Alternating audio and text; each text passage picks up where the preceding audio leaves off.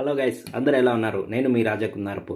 So ఈరోజు వచ్చేసి దిల్ రాజు గారి బ్యానర్లో చాలా ప్రతిష్టాత్మకంగా రూపొందించినటువంటి సినిమా గేమ్ చేంజర్. ఈ సినిమాకి శంకర్ దర్శకుడు, అలానే global star Ram Charan triple R తర్వాత చాలా సంవత్సరాలలో ఈ యొక్క గేమ్ చేంజర్ని మూవీలో నటించడం జరిగింది. అలానే ఈరోజు ఈ మూవీ అయితే రిలీజ్ అయింది. సో ఈ మూవీ చూడటం జరిగింది. సో మూవీ అయితే నాకైతే నచ్చింది. సో చాలామంది చాలా రకాలుగా రివ్యూలు చెప్తున్నారు. సో వాళ్ళ పాయింట్ ఆఫ్ వ్యూలో అది ఉండొచ్చు. సో బాగలేదు అని ఎవరైతే అంటుంటారో వాళ్ళు హెవీ ఎక్స్పెక్టేషన్స్ ఉండొచ్చు. లేదంటే శంకర్ గారి ప్రీవియస్ మూవీస్ అన్నీ అలా ఉన్నాయి, ఇది ఎందుకు ఇలా ఉంది అనడము అవన్నీ ఉండొచ్చు. సో నాకైతే మూవీ అయితే చాలా బాగా నచ్చింది. సో చరణ్ గారి ఇంట్రడక్షను, అలానే ఇంటర్వెల్ సీక్వెన్స్ అయితే ఇంకా చెప్పనక్కర్లేదు. చాలా అంటే చాలా బాగుంది. మీరు ఇంటర్వెల్ ఏదైతే ట్విస్ట్ ఉంటుందో అది నిజంగా మీకు చాలా కొత్తగా అనిపిస్తుంది. సో శంకర్ గారు ఇలాంటివి చాలా ఆయన మూవీస్లో మనం చూస్తూ ఉంటాము.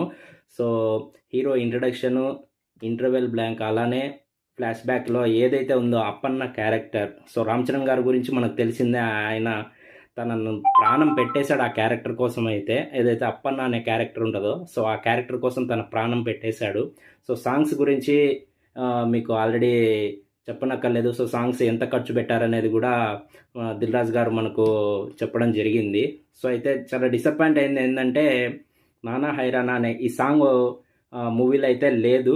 సో జనవరి 14th నుంచి ఈ సాంగ్ ఉండొచ్చు అని చెప్తున్నారు, కానీ సో ఫ్యాన్స్ అక్కడ ఈ సాంగ్ అయితే లేనందువల్ల కొంచెం డిసప్పాయింట్ అయినారు. సో ఫైట్స్ కానీ హీరో గారు different characters, IPS, IAS, election commission officer, ఇలా సో ఫ్లాష్ బ్యాక్లో వచ్చేటువంటి 20 minutes ఏదైతే ఈ అప్పన్న క్యారెక్టర్ అనేది ఉందో ఆ క్యారెక్టర్లో అయితే చరణ్ గారు జీవించేశారు. మీకు మూవీ అంతటికి అప్పన్న క్యారెక్టర్ ఒక్కటే మీరు థియేటర్లోంచి బయటకు వచ్చేటప్పుడు మైండ్లో ఉంటుంది. సో ఆ క్యారెక్టర్ని ఇంకా కొంచెం ఫ్లాష్ బ్యాక్ ఇంకా కొంచెం నిడివి పెంచినట్లయితే సో ఇంకా ఇంట్రెస్టింగ్గా ఉండేటట్లు ఉండేది.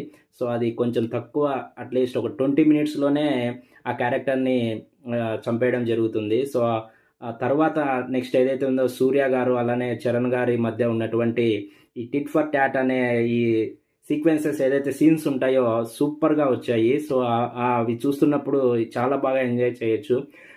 ఇలా ఈ యొక్క గేమ్ చేంజర్ని ఒక పొలిటికల్ డ్రామాగా ఎలా ప్రజెంట్ సిస్టంలో ఎలా జరుగుతుంది, సో ఎలక్షన్ వచ్చినప్పుడు ఎలా ఉంటుంది, ఇలా చాలా రకాలుగా తీసుకొని చేయడం జరిగింది. సో చరణ్ గారు వేసినటువంటి క్యారెక్టర్స్ ఏదైతే అన్ని రకాల క్యారెక్టర్స్ కూడా చాలా బాగా జీవించేశారు క్యారెక్టర్స్లో.